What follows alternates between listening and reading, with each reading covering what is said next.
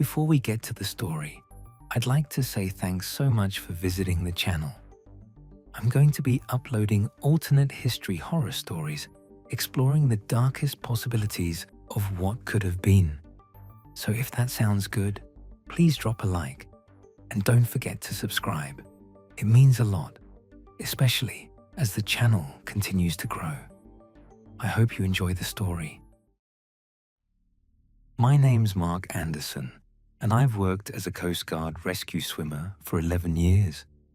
Most of them out of a station along a stretch of coastline, known for producing rough, unpredictable seas that catch inexperienced boaters off guard more often than any of us would like. I have pulled people out of water in conditions that should have killed them, and I've recovered people who didn't make it. And after 11 years, you build a kind of professional distance that lets you function through both outcomes without it eating you alive. The call came in on a rough Thursday afternoon. A capsized fishing boat reported about 2 miles offshore, one occupant unaccounted for, seas running high enough that our helicopter crew had to fight for every foot of stable air over the water. I was first in the line that day, geared up and watching the churning grey swell below as our pilot worked to hold position. And when the spotter called out a visual on a person in the water, I went in without hesitation, the way 11 years of training has made automatic. The swim out to him was hard, harder than most of my rescues, current fighting me the entire way, and by the time I reached him, he was barely keeping his head above the surface, exhausted in a way that told me he'd been fighting that water a long time before we ever spotted him. I got a hold on him, got the harness secured, and the ride back up to the helicopter felt like the longest few minutes of that entire operation, both of us getting hammered by wind and spray the whole way.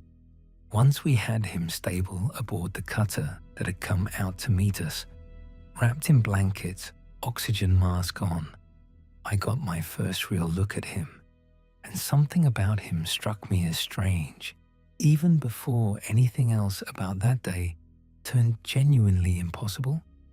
He looked to be in his 30s, lean, weathered in the specific way people get from years spent around boats and salt water, and his clothes, once we'd gotten a proper look at them, seemed wrong somehow, cut and styled in a way that didn't match anything current, more like something out of an old photograph than anything you'd actually see someone wearing on a fishing trip today. "Can you tell me your name?" I asked him, once he'd gotten enough air back to speak clearly. "David Reed," he said, voice hoarse but steady. "What's the date? I need to know the date." "It's October the 14th, I told him, giving him the actual date, and watched something behind his eyes go distant and confused in a way that had nothing to do with the exhaustion of nearly drowning. "What year?" he said, and something in the specific, careful way he asked it made the hair on my arm stand up before I fully understood the why. I gave him the year, and he went quiet for a long moment, staring past me at nothing in particular, and then he said, flat, disbelieving, "That's 40 years. That can't be 40 years. I was only under a few minutes." I want to be honest that my first assumption, standing there on that rocking deck, was disorientation from oxygen deprivation, a common enough thing in near-drowning cases, confusion and false memory sometimes lingering for hours after a rescue like that. I got him fully checked over by our onboard medic, vital stable, no signs of serious injury beyond exhaustion and mild hypothermia, and I filed the strange date confusion away as something a hospital psych evaluation would probably sort out once we got him to shore. That assumption held right up until we tried to actually process his identity back at the station and ran into a problem nobody on our crew had ever encountered before in quite this way. He had no wallet, no ID, nothing on him that could confirm who he actually was beyond the name he'd given us. And when our processing officer, a sharp, thorough woman named Sarah Davis, ran that name through every available database looking for a match, what came back wasn't a living person at all. There's a missing persons report, she told me, pulling up the file on her screen, her voice carrying the specific, careful tone people use when they're relaying something they don't fully believe themselves. David Reed reported missing off this exact stretch of coastline, presumed drowned, filed 40 years ago, almost to the week. I stood there reading that old report over her shoulder, a grainy, scanned photograph attached to it, showing a young man who looked, allowing for the age and quality of the image, unmistakably like the person currently sitting in our processing room, wrapped in a blanket, giving his account of a rescue that had somehow pulled him out of water he'd apparently been lost in for 4 decades.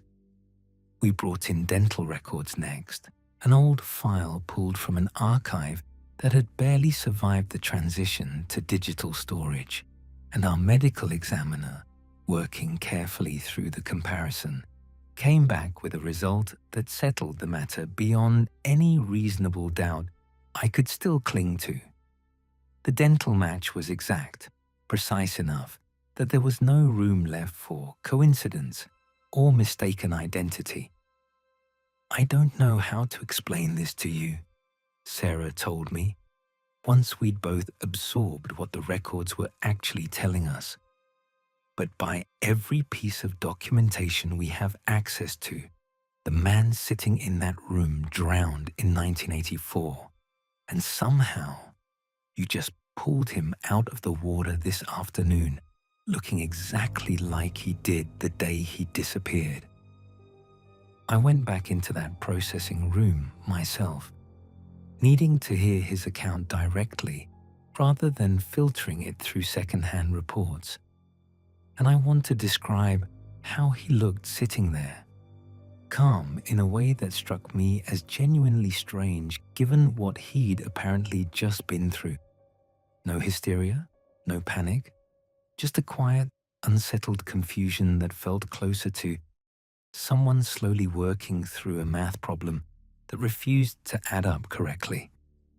"Tell me what happened," I said, sitting across from him. "Everything you remember, from the moment you went into the water." He nodded, slow, and started talking. And I want to relay his account as faithfully as I can remember it, because the specific, plain way he described it has stayed with me since more than almost anything else about that entire day. "Storm came up fast," he said, "faster than the forecast had any right to predict. I was out alone, small boat, nothing like what you'd take out in weather like that if you'd known it was coming. Wave took me over the side before I could even grab a life vest, and I remember going under, fighting to get back to the surface, and the water was cold, colder than anything I'd ever felt swimming in these waters before." "What happened once you were under?" I asked. "That's the part I can't explain right," he said, and something in his voice shifted, quieter, more careful, like he was choosing each word deliberately because he genuinely didn't trust himself to describe it accurately. "It didn't feel like drowning. I kept expecting it to hurt, the way you'd expect running out of air to hurt, but instead everything just went still, quiet, like the water around me stopped actually being water in the way I understood it and started being something more like, I don't know, being suspended, held. I wasn't struggling anymore because there wasn't anything left to struggle against. How long did that feel like it lasted? Minutes, he said, immediate, certain. I promise you, from where I was experiencing it, it felt like minutes, maybe less. I remember thinking clearly that I was about to die, and then, just as clearly, being aware that I hadn't died yet, and that awareness just kept continuing without anything else really happening around it. No sense of time passing the way time normally passes, just stillness. And then, today, all at once, the stillness broke, and I was fighting to get back to the surface again. And there you were. I asked him carefully whether he remembered anything else from that gap, any sensation or awareness beyond that quiet, suspended stillness he'd already described. And he thought about it for a long moment before answering. There was something like sound, sometimes, he said. Distant, muffled, the way sound gets underwater normally. Except this felt different, layered somehow, like hearing several different moments all happening at once, overlapping, none of them clear enough to actually understand.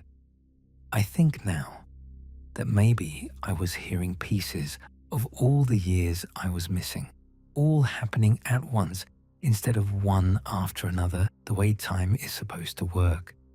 But I don't know that for certain. That's just the closest way I've got to describe it. I sat with that account for a long time after he finished telling it, and I want to be honest about how it unsettled me. Not because he seemed unstable or unreliable in his telling, but precisely because he didn't. Everything about the way he described that gap felt calm, considered, a man doing his genuine best to explain something that defied easy explanation rather than someone spinning an elaborate story to cover for a confused, traumatic experience. The following days brought a slow, careful process of trying to figure out what to actually do with a man who was, by every official record, 40 years deceased, and yet sitting in front of us, alive, coherent, and physically healthy apart from the ordinary exhaustion of a near drowning. Our station commander brought in outside specialists, medical and otherwise, and I watched David Reed submit to test after test with the same quiet, patient cooperation he'd shown from that very first conversation, never once losing his composure even as the scope of what had happened to him became clearer through each new round of questioning and analysis. It was during one of those later conversations, several days into this strange process, that he told me something that stayed with me longer than almost anything else from that entire experience. I keep trying to feel like I should be grieving something, he said, quiet, staring out through the station's window at the same stretch of water that had apparently held him suspended for 4 decades. 40 years, everyone I knew, gone, or old now, or moved on with lives that don't have room in them for someone who never actually got older himself. I should feel like I've lost everything. Mostly, though, I just feel confused, because from where I was standing, inside all that stillness, none of that time actually happened to me at all. I'm not grieving 40 years. I'm grieving a few minutes that turned out to mean something completely different than what I thought they meant while I was living through them. I want to describe what became of him honestly, because I think the truth is less dramatic and more quietly strange than anything a story like this usually delivers by way of resolution. There wasn't a clean, satisfying explanation waiting for us once the specialists finished their work. Every physical test came back consistent with a genuinely biologically 30-something man. No unusual markers, no evidence of any process our medical understanding could actually account for. He simply was who he said he was, 40 years removed from when he should have died, with no scientific framework available to explain how or why that gap had actually unfolded the way it had for him specifically. The state eventually helped him establish a new legal identity, working around the tangled mess of having an official death certificate attached to a very much living person, and he settled slowly into a small apartment near the coast, close enough to the water that I sometimes wondered, watching him during those early weeks of readjustment, whether that proximity comforted him or simply reminded him constantly of everything strange and unresolved about his own existence. I checked in on him periodically over the following months, partly out of genuine concern for how he was managing an adjustment nobody else on Earth could really understand from first-hand experience, and partly, I'll admit, because some part of me needed to keep processing what I'd actually been part of that day, pulling a man out of water he'd apparently been suspended in for 4 full decades. "Do you ever think you might go back under someday?" I asked him once, months later, sitting together at a small diner near his new apartment. Slip back into wherever that stillness actually was. He considered that question seriously, the way he considered most things, and shook his head slow. "I don't think it works that way. I think, whatever that place was, it took me because the storm took me, because I went under in a way that should have ended things completely, and something, I don't know what, held that ending somewhere else instead of letting it actually finish. I don't think I'm owed a second trip. I think I got the only version of that experience I'm ever going to get, and now I just have to figure out how to actually live in the world it left me in."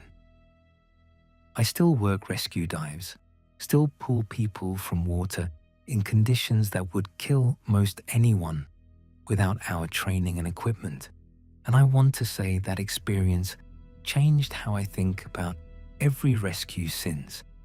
But the honest truth is more specific than that. It's the water itself I think about differently now. Not with fear exactly, but with a kind of respect I don't think I fully carried before that Thursday, an awareness that the ocean holds things, sometimes, in ways our understanding of time and survival was never actually built to explain, and that somewhere beneath every rough, unpredictable swell I've ever swum through since, there might be other stillnesses, like the one David Reed described, waiting, patient, for whatever eventually breaks them open again.